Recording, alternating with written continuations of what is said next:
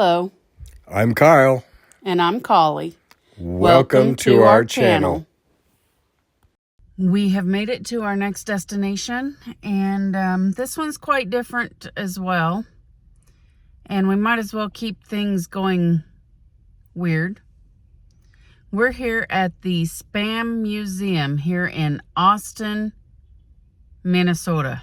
So, do you know what SPAM actually stands for?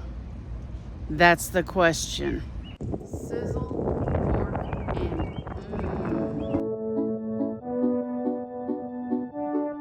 We are here at the Spam Museum. I've got the official guide, so we're kind of excited to see what all there is here. Taking the wave with Stitch. Why not? We're here at the Spam Museum. There is over 10 varieties of Spam, but truthfully, I think there's more than that.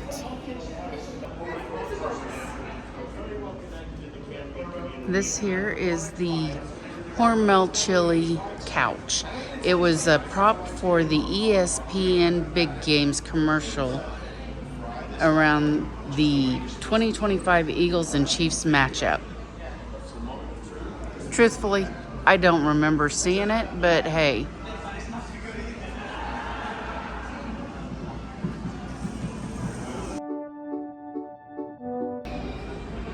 So here is the what Spam brand variety are you? Okay, we just did a little survey here to see what is the result of the best Spam for me, and it says the Spam Maple. Okay guys, they even have games here for you to play. This is cool. They even have touch screens here so you can find recipes. Let's go with the Hawaiian. Let's go with the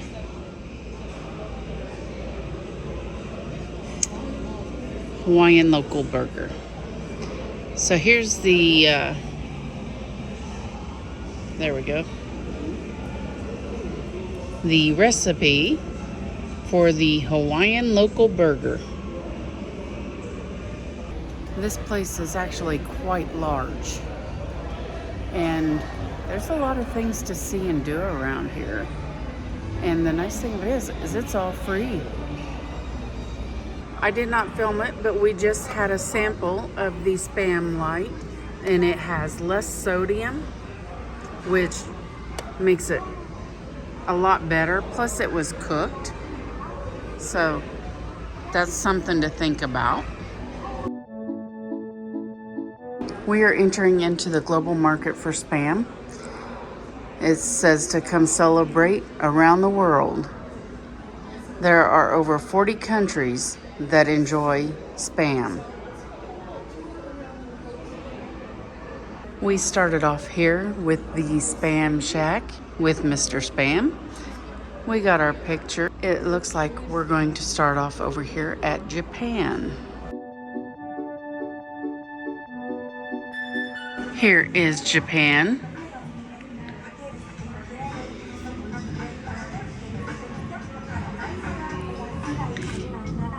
Here is some of the ways that they make Spam. Here it is on rice, with a couple of them have a little bit of seaweed. I do believe that's a seaweed wrap. This one looks good. It's on toast. It's got eggs, avocado, and Spam with cheese on it. This looks like Spam fries with asparagus. Now here's a cute way to get the kids to eat it. Make them into little piggies.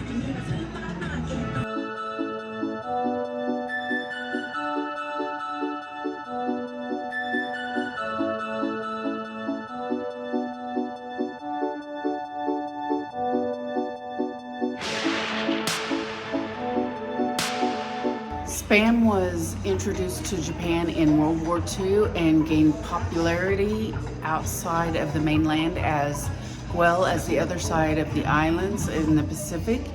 During the launch of Spam into the mainland Japan market, the Spammy character was introduced in 2010 with his Cook It As You Want TV commercial that stole the hearts of moms and children. Spam Musabi is now sold in all 16,000 plus family markets, convenience stores throughout Japan.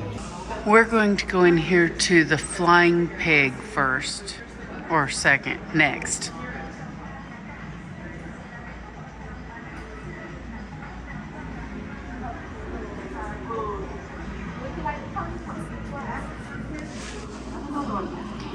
They have a menu here. The bar snacks are pickled eggs for starters, toad in the hole, and the main course is Spam fritters with mushy peas and a truffle pudding. Oh, we have another game to play. How fun is this?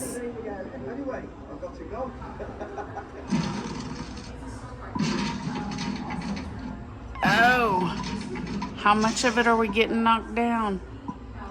Oh.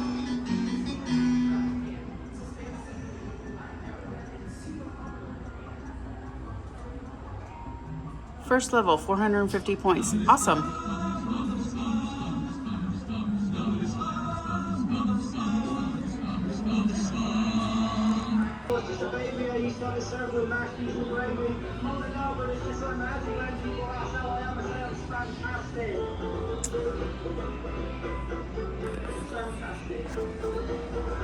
The British often refer to Spam products as the meat that won the war. Thanks to Monty Python's iconic skit, the Broadway play Spam-A-Lot has been performed all over the world. Here we are in Latin America. Here's some of the ways that they make Spam, which also look quite delicious. It's one of those kind of meats that you can take on the road with you. And it's nice because it does not have to be refrigerated.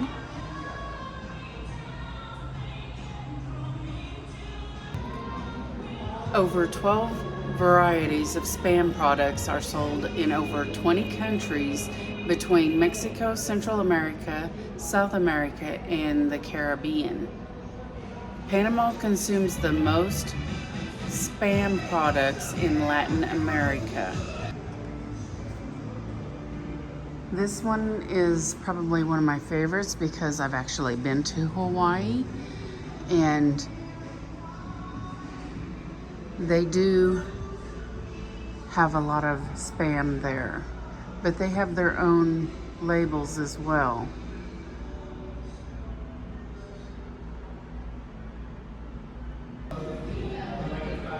Hawaii consumes the most Spam products than any other state. 8 million plus cans a year. In April of 2026, the 22nd annual Spam Jam will be celebrated in Waikiki. Okay, this is the newest Spam, and how do you pronounce that? Gochujang. Gochujang? Mm-hmm. Cool, thank you. Yeah. Here is a sample. This is their newest flavor, gochujang. I do believe that's how it's pronounced. Let's give this one a try.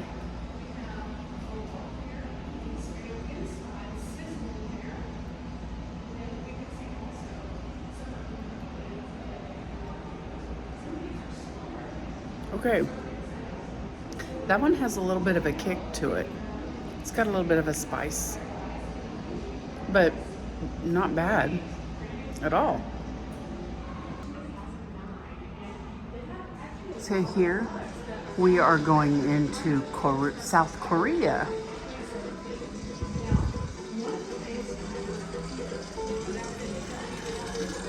You can see here that they fry it up in a wok.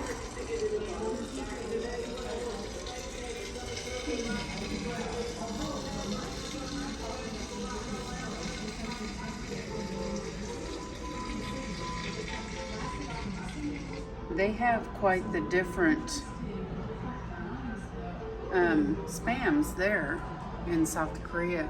I think I would really like to try some of this spam fried rice.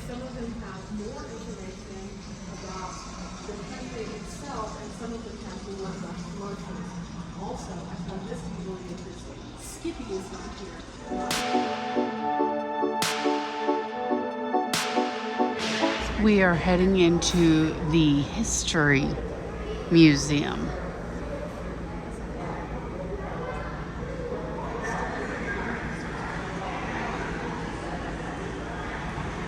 So this is the handoff. George A. Hormel is the legacy of the Hormel Company, the company that bore his name. And since founding the company in 1891, George A. Hormel had grown his company from a packing plant housed in the abandoned creamery. Hormel knew that if he stayed here in Austin, he would find it impossible to stay uninvolved in the daily details of the company, even in retirement. So therefore, he moved west with his wife Lillian to Bel Air, California in 1929. He handed over the reins to his son, J.C. Hormel. He ran the company until his untimely death in 1954. In 1921, the Hormel Company was thriving with over 1,000 employees and rising monthly production of the dry sausage and salamis. The reason they were having issues with the funding for some of this because the company always seemed to be tight on funds and they couldn't figure out why. George A. Hormel had actually hired 3 independent outside auditors that failed to find the problem. But his son refused to give up. So J.C. Hormel kept investigating and found that Ransom Cy Thompson had actually embezzled over $1 million, leaving the company nearly bankrupt. But because J.C. Hormel would not give up on this, he was able to keep the company afloat after they got rid of the embezzler. J.C. Hormel came up with the original cured ham in a can. The Dinty Moore actually has spaghetti with meatballs. They had beef stew, ox joints in gravy, corned beef and cabbage with potatoes and carrots. Quite interesting. 9 to 12 cents that these cans sold for back in 1935. Now the Hormel chili has been on the market since 1935. And it's amazing that it is still on the market today. The original Spam, the spiced ham, was canned back in 1936.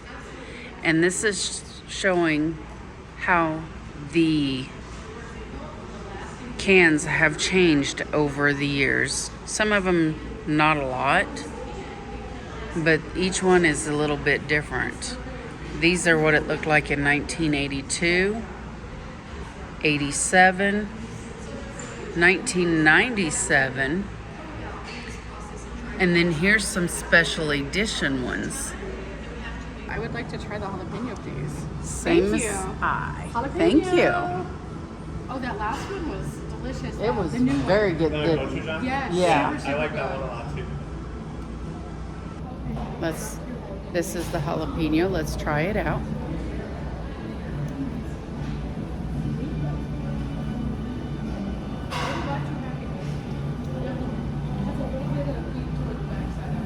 You can definitely taste the jalapeno in it.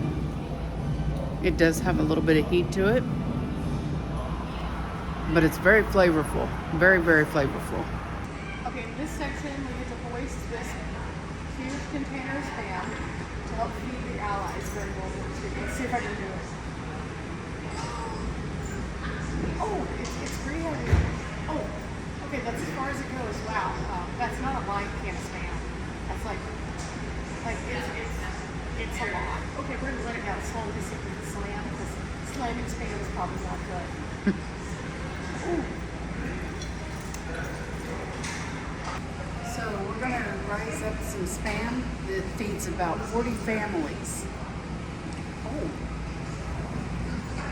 that's actually quite hefty. Let's lower it back down here.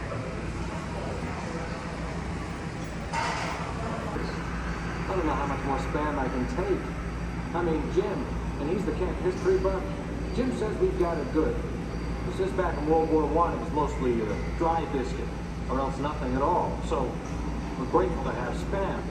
It's not steak, but it's good meat, fills you up. Lord knows there's plenty of it. And I guess that's the problem, dude. There's just too much.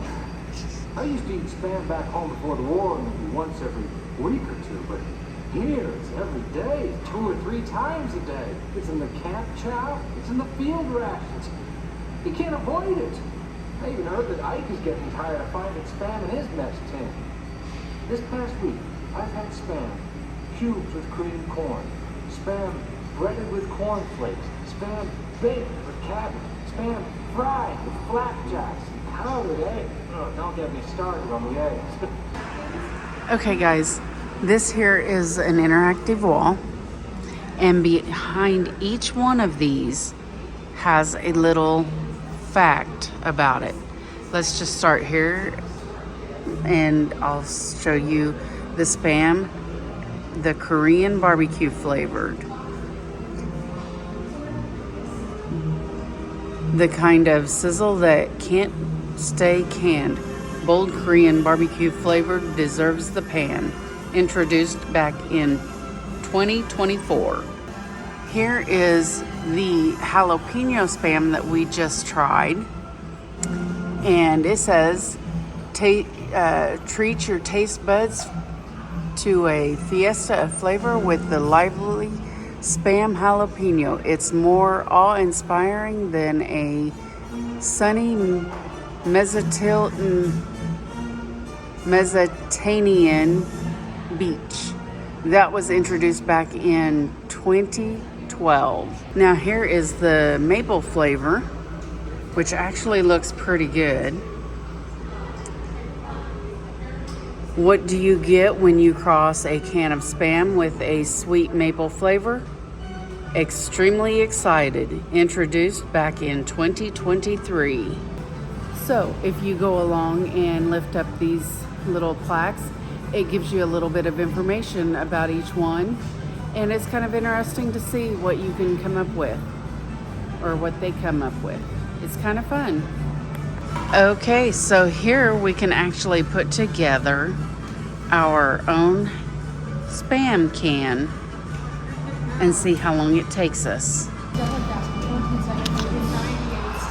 Okay.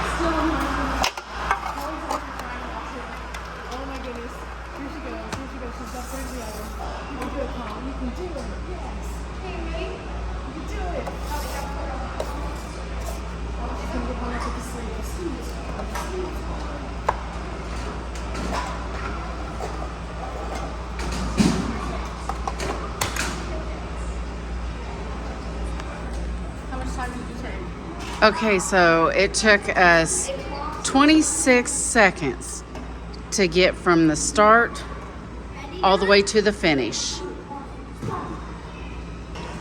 we go. Okay, so Bunny and I come over here and we flip this can, and this tells you exactly how to read the label on the can. This tells you which plant it was packaged in. It tells you which kind it is, how to read the date, the military time, and the timestamp of when it was done.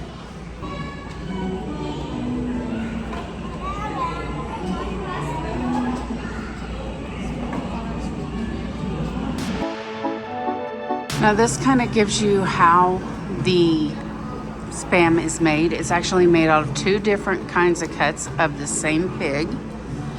Of course, they have to add the sodium. Yuck, but it is what it is. And then you get the water, potato starch, and you come over here and you get the sugar and the sodium nitrate. Small amounts are found in delicious meats like hot dogs, salami, pepperoni, and bacon. It helps preserve the pink color of the meat.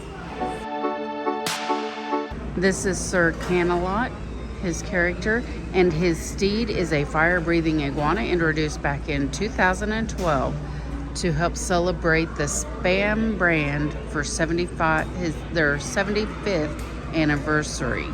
He is a tiny knight who stands 3 inches tall, about the size of an egg.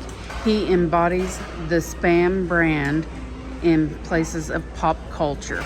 We are entering into the Monty Python's Cafe. Monty Python's Spam-A-Lot. Monty Python and the Holy Grail.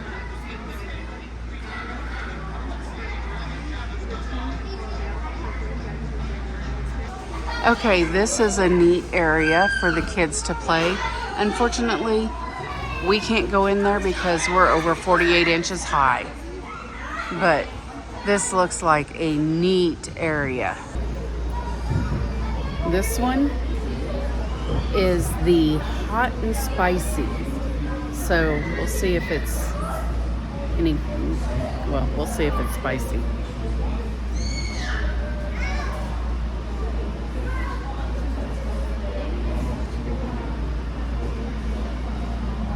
Yeah, it's spicy.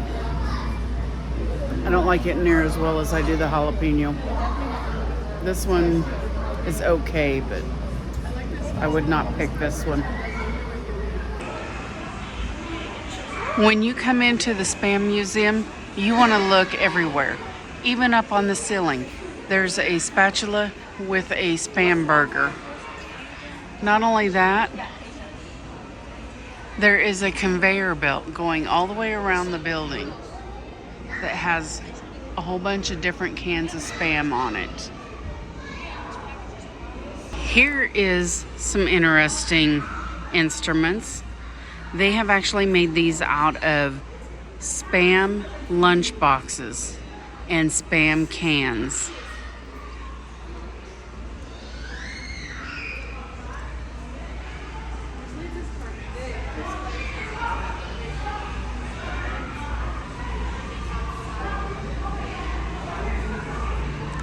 They even have a Spam Strumstick. Here is some of the facts about the Hormel corporations and the ventures of the different companies. You can see here they've got the turkey store, the Jenny O, they've got Chi-Chi's, they've got Holy Guacamole, they've got Skippy, Applegate, Columbus, Planters, and here's all the years that they acquired the ventures together. Now, this started back in 1891 as a packaging house and retail store here in Austin, Minnesota. But this here in 1929 was when J.A. Hormel and J.C. Hormel both took over the company, and when he was retiring.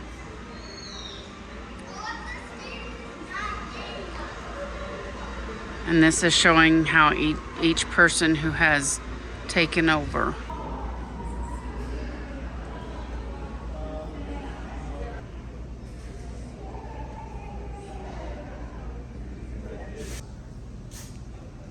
They have stuff here for the golfers, the beach goers, and everything in between. They have a cute beach towel too. This top one here is only available here at the store or at Costco at the moment. They are not everywhere. And I'm gonna try both the maple and that one. So I think that one the maple would be good for breakfast. They even have the silicone shot glasses. Perfect for the van. They have a neon Spam shirt. That is cool. They even have a tie-dyed one. I went into this thinking, okay, how good could the Spam Museum be? But it's actually quite interesting. So if you ever get up here in Austin, Minnesota, definitely come by and check it out. There's a lot more to see than what we're showing you. We actually spent a couple hours here at the Spam Museum, and we did find out that you can actually take and freeze the Spam that you don't use. So that's nice to know. So you can take and cut it up individual slices or whatever and freeze what you don't use for the next time. That's a handy tip. If you like this video, please give it a thumbs up and subscribe and comment so we can keep the channel growing. Thanks for watching.